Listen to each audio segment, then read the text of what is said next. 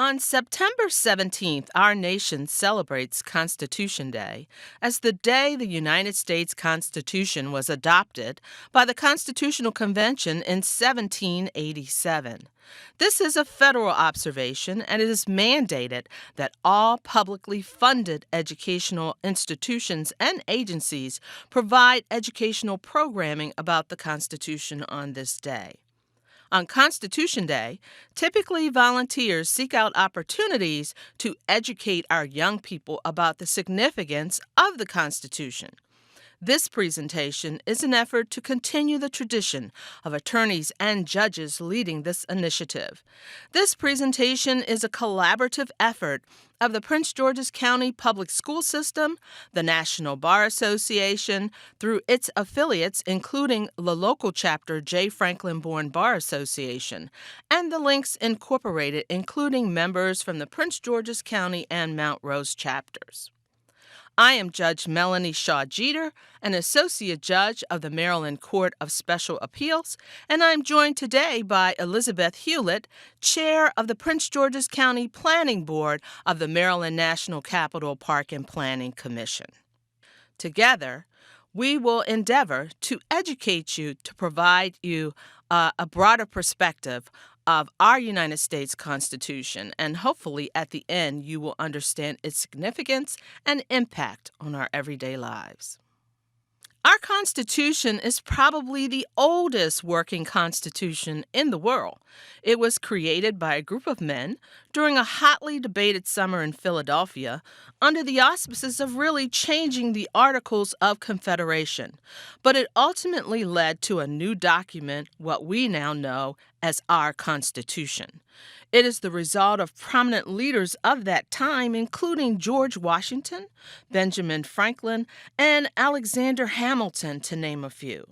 These men felt that the government at that time was not meeting the needs of the people and sought to create a document that was reflective of the needs, the desires of our nation then and for our future. Research has indicated that immigrants coming to America seeking citizenship now know more about our Constitution than the average citizen. Those of us who are born here know very little. And while recent media events underscore the need for a deeper understanding of this document, research shows that we lack the knowledge or the desire to delve into the contents of our Constitution. All the more reason why September 17th should be celebrated and acknowledged as a day in which we learn more about our essential document. What is a constitution? Well, a constitution is a set of laws that basically establishes how a government is going to be organized and how it operates. And most often, it describes the rights of its citizens. It has limitations on how governments can use its power, and it provides for mechanisms of change. Our Constitution is the supreme law of the land, and it designs the American system of government, creates three branches of government, which we know as our executive branch, our judicial branch, and our legislative branch. And it gives each branch certain responsibilities, and it reserves power to the citizens, to the people of our nation. After the framers had written and agreed upon the contents of the United States Constitution, they realized that the document failed to address the rights, the individual rights of people. And so they then proceeded to develop and to agree upon the first 10 amendments, which are also known as the Bill of Rights. And the first 10 amendments address specifically rights reserved for the people of the United States. The first 10 amendments are known as the Bill of Rights, and they include rights that were provided for and that continue to provide for the citizens, individuals in our country. You know very easily the First Amendment, which is the freedom of speech, the freedom of press, religion, and assembly. This is most typically an amendment that most citizens embrace and has traditionally been used by citizens to express their rights to freedom of speech. The Second Amendment describes the right to bear arms. The Fourth Amendment is the right to be free from unreasonable searches and seizures, and the Eighth Amendment relates to cruel and unusual punishment. There are various other rights described in the first 10 amendments, but these are typically those that are most commonly known by most of us. When the Constitution was written, really only white land-owning men could vote. And so in 1870, after the Civil War, the 15th Amendment was passed, and the 15th Amendment protected the right to vote for all men, regardless of race or color. Following that, in 1920, the 19th Amendment was passed, which protected the right of women to vote. And this year marks the 100th anniversary of the 19th Amendment, whereby women were allowed the right to initially vote. And in 1964, the 24th Amendment was ratified, declaring that there shall be no poll tax for any persons in order for them to vote. And then finally, in 1971, the 26th Amendment was passed, protecting the right to vote for any citizen who was 18 years or older to vote. As you can see, these amendments made a significant impact on the voting population and really brought closer the framers' initial dream of having a democracy whereby all citizens could vote and could have their voices reflected. The voting rights are an important and integral part of our democracy, and the voting rights amendments reflect that our Constitution mandates participation by all citizens. Voting rights ensure that our democracy works, that our leaders are accountable to us, and solidifies that we make decisions in the best interests of our communities. Thank you so much, Judge Jeter. Again, my name is Elizabeth Hewlett with the Maryland National Capital Park and Planning Commission, and I am about to tell you on what it means to vote. What does it mean? So voting is a formal expression of our opinion or our choice. And it's not just our constitutional right, but it's the exercise of our power. When you vote, you are ensuring that our democracy works and that our leaders are accountable to us as citizens. So what this means is that you count. Your voice matters. Do not squander it. As the late George Jean Nathan reminded us, bad officials are elected by good citizens who do not vote. So let's go back to the civil rights movement and all the causes that they championed, including getting us the right to vote. So the movement began in 1954 and ended in 1968, but in reality, it continues. So people began to march, protest, boycott, sit in, advocate, sue, litigate, and champion for the equal rights that were purportedly guaranteed to all citizens, but denied to certain groups of citizens in our community, particularly African Americans and minorities. Some could fight and die for our country, but could not eat in certain restaurants, could not eat at lunch counters, could not stay at hotels or motels along the way of long road trips, and often could not live in certain neighborhoods, could not get loans from banks to buy homes or shop in certain stores. Hence, we needed the civil rights movement to champion these causes, and brave people got out there and fought in the face of intimidation to secure these fundamental rights for us, including the right to vote. These rights also extended to voting. There were important acts that were enacted as a result of the civil rights movement and the sacrifices made by many. One such act was the Civil Rights Act of 1957, which allowed for federal prosecution against those who attempted to prohibit a person from voting, and there was a lot of that going on. The Civil Rights Act of 1964 made discrimination of any kind in public places illegal, prohibited racial discrimination in schools, and prohibited unfair applications of the voting registration requirements. And then there was the Voting Act of 1965, which prohibited racial discrimination in voting. Yet, it still continued. Imagine if you went to vote and those who wore glasses could not vote versus those who did not wear glasses. Boys could vote, but not girls. Brown hair could vote, but black hair could not vote. Imagine what you would feel like if you were the one who wasn't able to vote. So in the United States, the process of voting is the formal action of Americans choosing who will represent them and what matters to them. And voting is essential to our democratic government. However, there were many people who tried to prohibit and intimidate certain segments of people from voting, even after the federal laws changed prohibiting such actions. People were lynched, dogs and powerful water hoses were sicked on them, and so many other tactics. Houses were bombed, and so many other tactics were used to intimidate people from voting.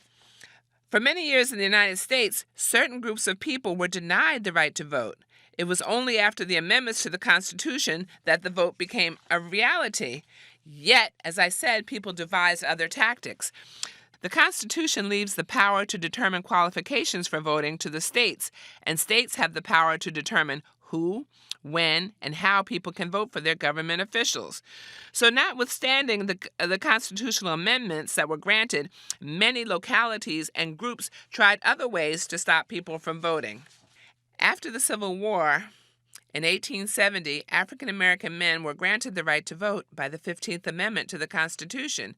However, soon afterwards, many states began passing laws which restricted their right to vote. And these laws only affected African Americans. Whites were usually exempt. One such restriction was the poll tax. So the poll tax is a fee. It is a tax that someone must pay in order to vote. Not everyone had to do that. So an example, Texas required eligible voters to pay between $1.50 and $1.75 in order to vote. Georgia required voters to pay more money every year starting from the time that they turned 21 years old in order to vote. The poll tax was not eliminated until 1964 with the 24th Amendment. So then there was the literacy test. In the state of Louisiana, for example, you had to demonstrate that you could read. You could see there was the literacy test imposed severe restrictions that were not imposed on everyone, so in order to grant them the right to vote.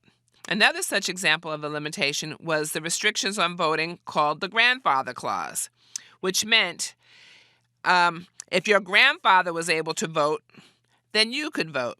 However, if your grandfather was not able to vote, then you were not able to vote. Well, of course, this affected many African Americans whose grandfathers were enslaved. So therefore, they could not vote. They did not have the right to vote, so therefore you didn't have the right to vote. And so those are examples that people used legally to stop people to vote. And of course, then again, there were the hoses, the dogs, and every other intimidation tactic. That is why most older people today actually vote. People of a certain age know and appreciate the struggle and the lives lost just to secure this right to vote. And so it's imperative that you never forget to vote. As the former First Lady, Michelle Obama, indicated, when you don't vote, what you're really doing is you're letting someone else take power over your own life. That is unacceptable. So, for example, should people wear masks? Let's think about that for a second. Some people will say yes. Perhaps most people will say yes. And some people will say no. But the point is, that's your opportunity to express your opinion. But what if you couldn't because you had red hair instead of brown hair?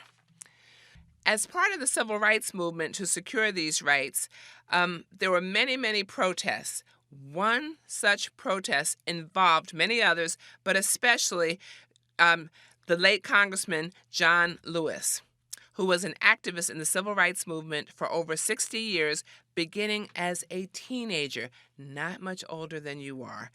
He was on the front lines of the protests and he later served as a 17-year congressman.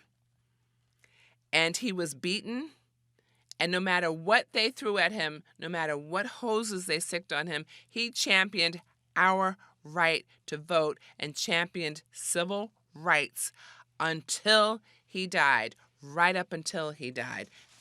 So I know that you're a little young to be able to vote, but we want you to hold on to these thoughts for the moment you turn 18. We want you to vote in that very next election. But what you can do now is encourage your parents and everyone that you know who's 18 or over to vote. It matters. Your voice matters. And one of the things that you can do during this pandemic is mail-in voting. But in order to vote by mail, you have to request your mail-in ballot. So you can do that online, or you can go to your local board of elections and fill out the form and turn it in. But you have to do this. And we ask that you do this by mail or submit it via a drop box. So again, in conclusion, we just want you to know that voting is a right and a responsibility, but it is also a power. So I am so encouraged by the young people of today. I see you protesting. I see that you are woke. I see that you are paying attention and using your voice to be heard. I see you expressing it in terms of music and every other way that you can. You are not shy, not reticent, and that is such a beautiful thing. So use your vote when you turn 18. Speak up now. Understand that you matter. Your opinion matters. Give back to your community. And remember, John Lewis, get in good trouble as needed. And before I close out, Article 1, Section 2 of the United States Constitution requires the United States to conduct a census every 10 years. The 2020 census is upon us right now. And what that means is the United States is trying to get an accurate count of every single person, every newborn baby, every older adult, every single person who resides in the United States. That doesn't mean they have to be a citizen. They just have to be a resident of the United States as of April 1st, 2020. Now, what does it mean to get an accurate count, and why is that important? Getting an accurate count of how many people live in your community means that the federal government can assess money to your community. It will allocate that money for school lunches, roads, other transportation, what kind of health care services are needed, hospitals, and so many other things. And it means money, federal funds for your community. So don't shortchange yourself and leave money on the table. Make sure that you are counted. It even helps determine how many vaccines might be needed in a particular community in the event of some sort of crisis. So it's very, very important that everyone you know complete the census. So if you haven't done it, you can do it online. It's 9 easy questions. It's very simple. It only takes 5 minutes. But the deadline is September 30th, and as of Constitution Day, September 17th, there will only be 13 days left. So we want to make sure you vote, make sure you stay woke, but make sure you are counted because you matter and your community matters as well. Thank you.